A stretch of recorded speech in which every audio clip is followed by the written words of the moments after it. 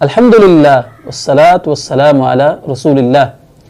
عن عائشۃ رضی اللہ عنہا قالت قال رسول اللہ صلی اللہ علیہ وسلم ان العبد اذا اعترف ثم تاب تاب اللہ علیہ.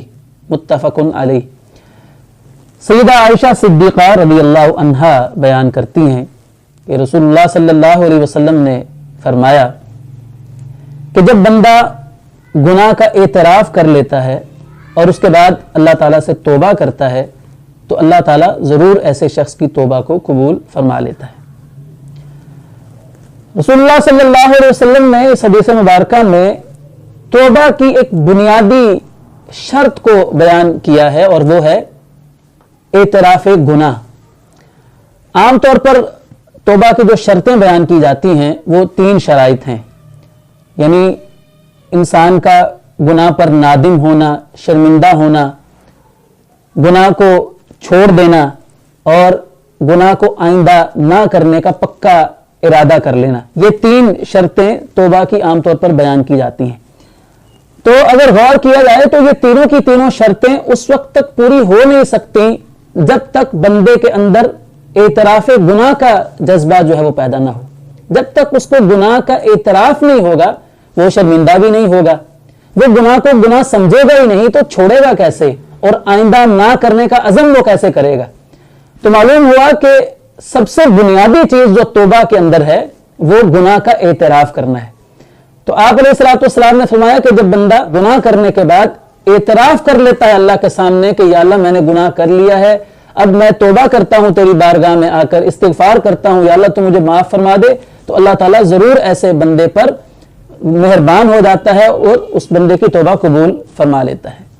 ہمارے سامنے انبیاء کرام علیہ السلام کی دعاؤں کا ذکر ہے جس میں انہوں نے اللہ تعالیٰ سے توبہ کی تو خاص طور پر اپنے گناہ کا اعتراف اس کے اندر کیا. مثال کے طور پر حضرت آدم علیہ السلام سے جب لغزش ہو گئی تو انہوں نے اللہ رب العزت کے حضور ان الفاظ میں دعا فرمائی کہ ربنا ظلمنا انفسنا وان لم تغفر لنا وترحمنا لنكونن من الخاسرین. اے پروردگار ہم نے اپنی جانوں پر ظلم کیا ہے، اپنی جانوں پر ہم نے ظلم کیا ہے. تو یہ گناہ کا اعتراف ہے. اس کے بعد اللہ تعالیٰ کے حضور رحم کی اور مغفرت کی بھیک مانگی گئی ہے.